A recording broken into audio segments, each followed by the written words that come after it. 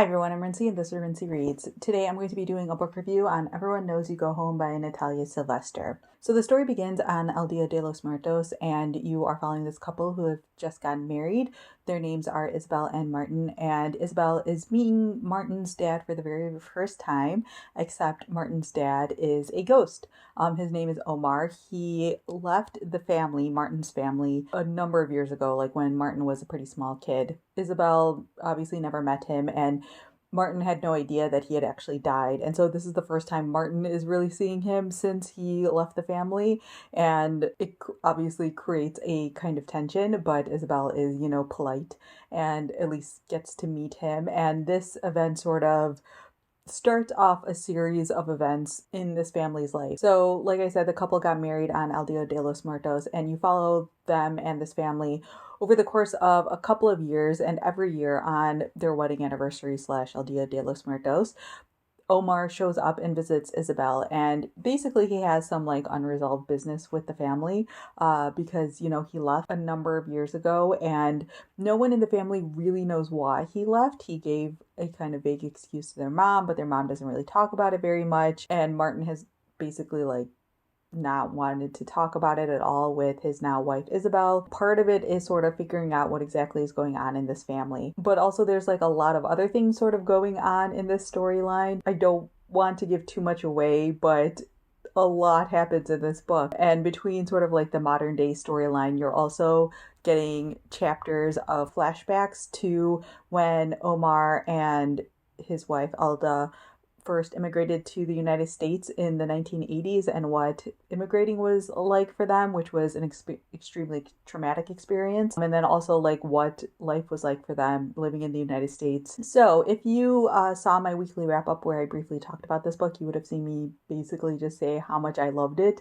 And I still really love this book. I see this book sitting on my shelf and I just think about how well done it is. So there's a lot of things in this book that ring my own personal bells. I love stories that follow people who have immigrated into the United States. And I also love stories that follow sort of the kids of those people who have immigrated into the United States, probably because I am a kid of someone who immigrated into the United States.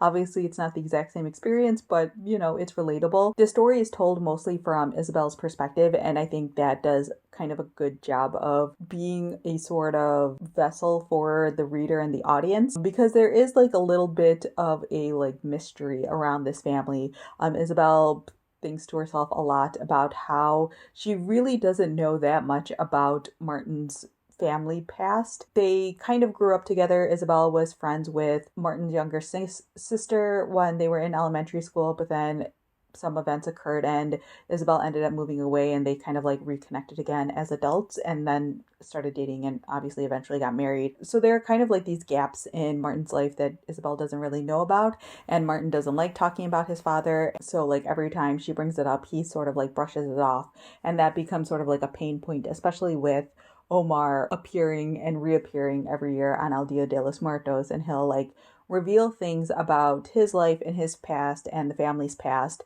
to Isabel, and then Isabel has this knowledge and then kind of has to deal with it in ways that is difficult because it's not like she can talk to Martin about it. And so it's really interesting the way that this book sort of structures those levels of secrets.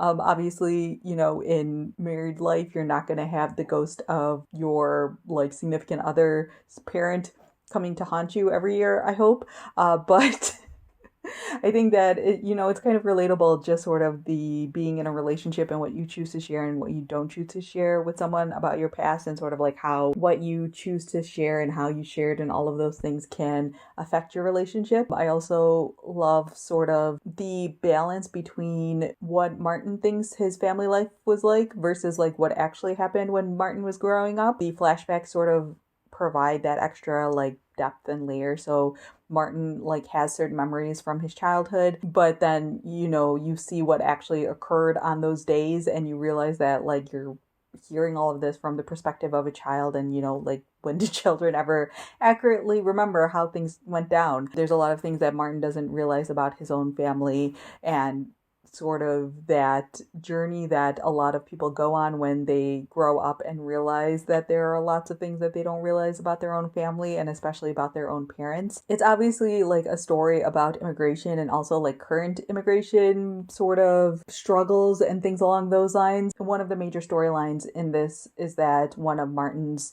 cousins ends up crossing the border and lives with Isabel and Martin for at least a year. And so there's like a lot of really great discussions on sort of like, going through a really traumatic experience like that and then coming to a place like the United States where one, there's just like an excessive amount of like comfort and availability and access and stuff like that. And when you come from a place that doesn't have a lot of those things, it's kind of like shocking what we have available to us in the United States. And then this cousin who crosses over is a teenager, and so he goes to a local high school and dealing with that sort of situation and getting acclimated. There's a lot of other like family things going on that, again, I don't want to get too much into spoilers, but that obviously has an impact on everything that happens. And yeah, it just does such a great job of talking about sort of like the nuanced experiences of crossing into the United States and sort of how that plays out in different ways. Some of the sort of flashback chapters follow other people in the group with Omar and Elda who crossed over into the United States. And so you see a little bit of kind of what happens to them as well.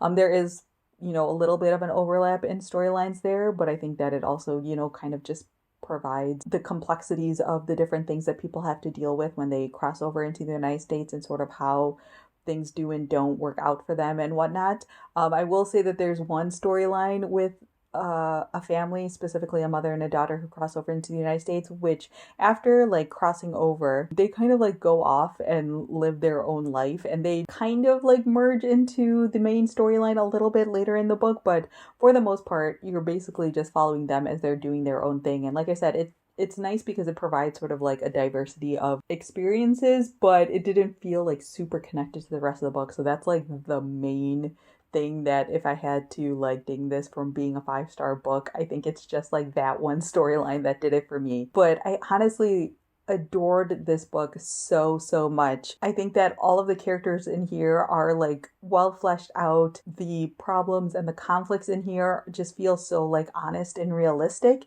and the resolutions aren't necessarily happily ever after, but again, they just feel very like honest and real to these characters and what would happen in real life. It's beautiful and heartbreaking and a great story about like what it means to be family and who you consider family and things along those lines, but it's also like stories about like marriage and friendship and things along those lines. This is a book that I wish would like get made into a TV show, because if the TV show characters were as compelling as the characters in here, I would want to watch that TV show for a very long time. So yeah, those are my quick thoughts on Everyone Knows You Go Home. I, like I said, really adored this book, and I highly recommend picking this up if you haven't already. So yeah, let me know down in the comments below if you have read the book, what your thoughts were on it. I know a couple of people have read it and really enjoyed it as well. Or if you have any questions about the book, feel free to leave that down in the comments section as well. So yeah, that's all I have for now, and thanks for watching.